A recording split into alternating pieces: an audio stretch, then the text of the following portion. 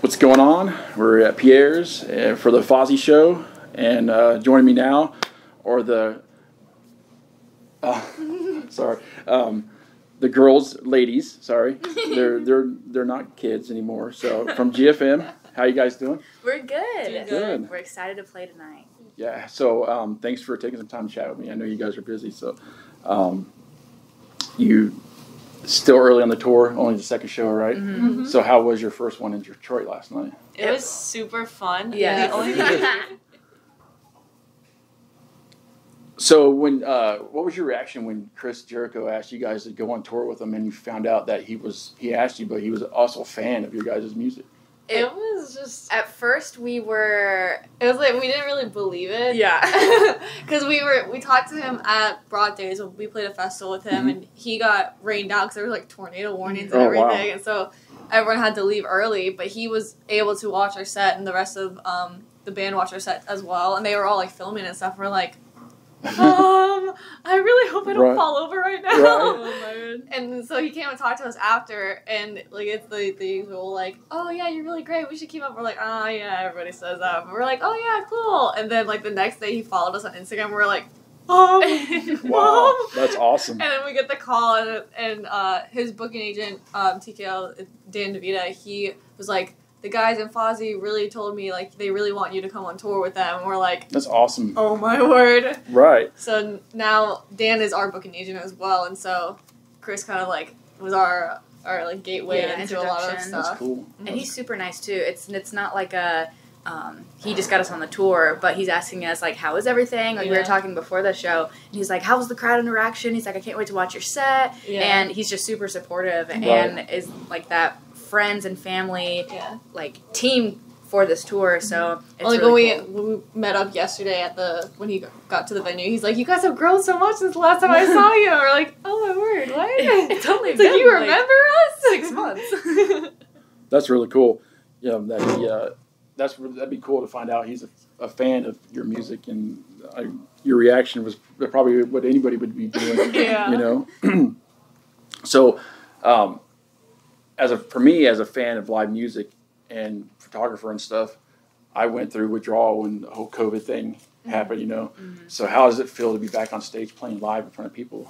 It's crazy because we did so many online stuff. We did an online festival type of thing. We did an online tour, which was really strange, but it was amazing because so many people from across the world can join because it's online.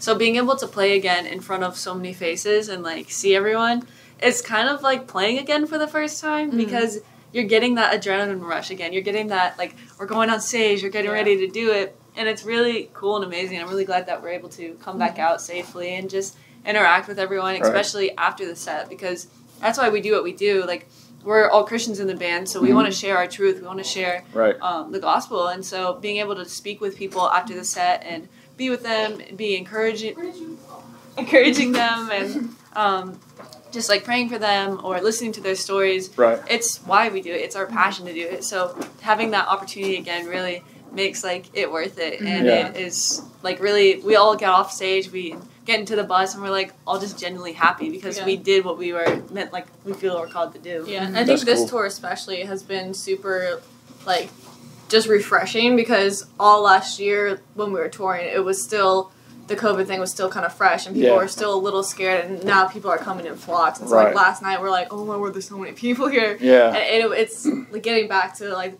semi-normal, and it's just like, oh my word, this is what it used to feel like. This is so Right. fun again. Like, Yeah. and you're not having to worry about, oh, I hope people show up because I hope like they're not scared to come out. Like people are gonna come out and like have a good time, and it's just refreshing. It was tough. It was tough not to have live music because I think a lot of people need that. Yeah.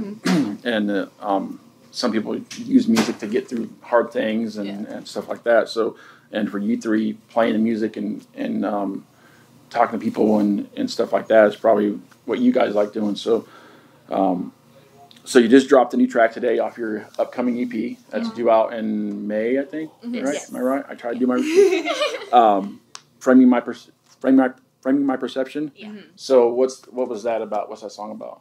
So it really is just a call to arms because we felt like we were at a pivotal point in our career, and we wanted to just remind everybody who was our listeners that we're not going anywhere, and we're here to fight together and to walk through life with you. And even if you don't believe in the same things we do, like our community is a safe space, and we're here for everybody. And that's why we make our music to be a place where people feel like they don't have anywhere to belong. They can come and be with us. And so it just was really about taking a step back and reevaluating your life and choosing to have a more positive outlook on it, and choosing to be with people instead of like isolating yourself and making that decision. Right.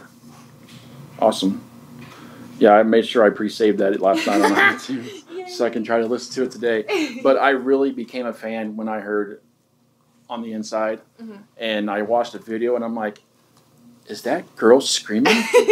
And I first, not to compare you to Flyleaf, but I really thought it had a Flyleaf sound, and then I watched the video, and I was like, those chicks are cool. So that's, for me, that's when I That's became so funny a fan. you say that because that was She's the reason I started She is the screaming. reason.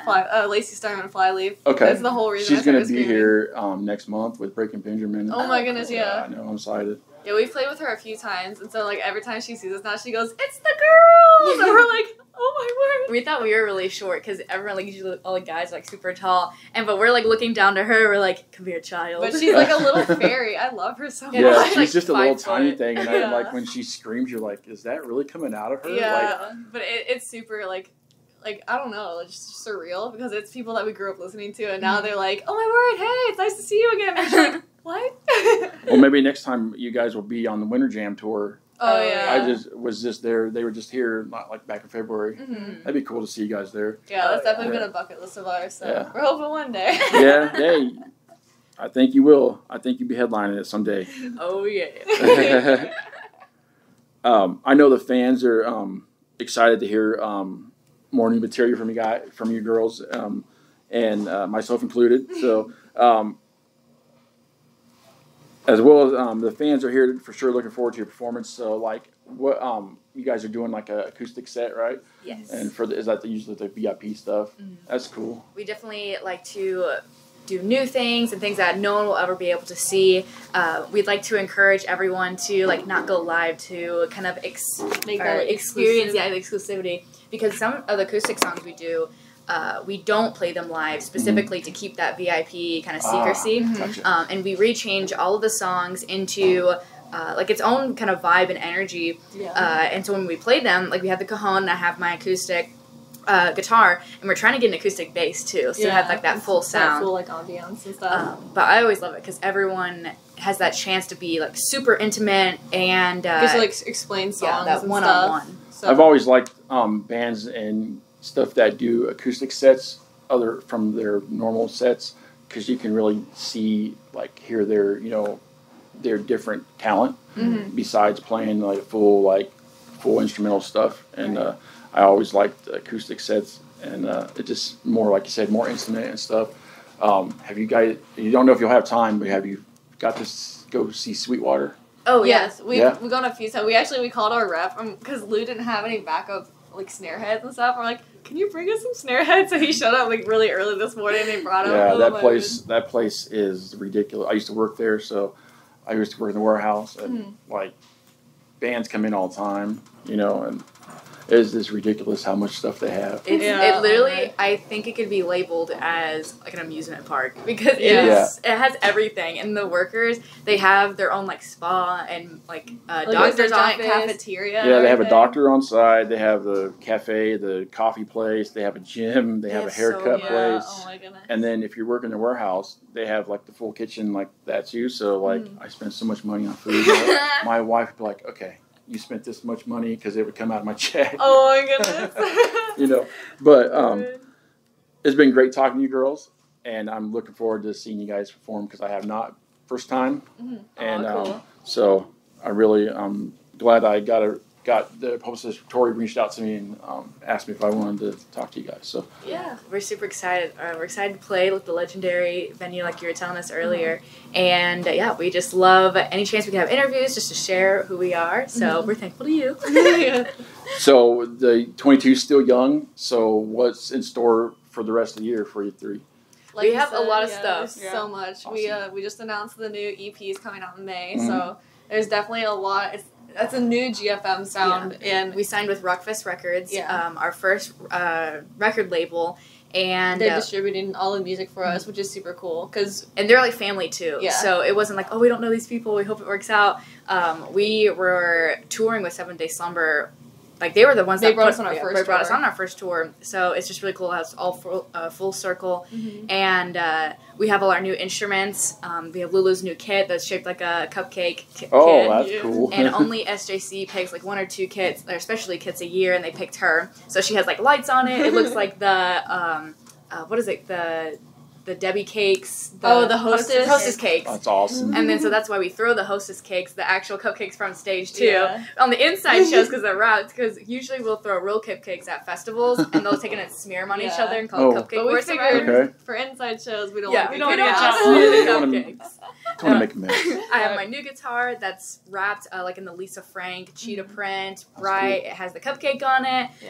Because that started for my birthday, so I was like, I gotta put the cupcake on it. And then it has beauty decor, all this type of stuff. We have a bunch of unreleased shows as well that we're very excited to announce. And there's also stuff like sometimes people don't realize that we work like years in advance. So like there's some stuff for like years after this that we're very excited or the year after. Yeah, so there's definitely a bunch of stuff that is in store, and it's all kind of piled up. So we're waiting to be able to talk about it. Get that like exciting. Can we release this yet? It's like Christmas Eve every day. It is. It's like, hey, can we release it yet? No. So life on tour as sisters, you guys bicker and fight and argue and we definitely get tired of each other? I will say with the bus, this is our first time touring in a bus.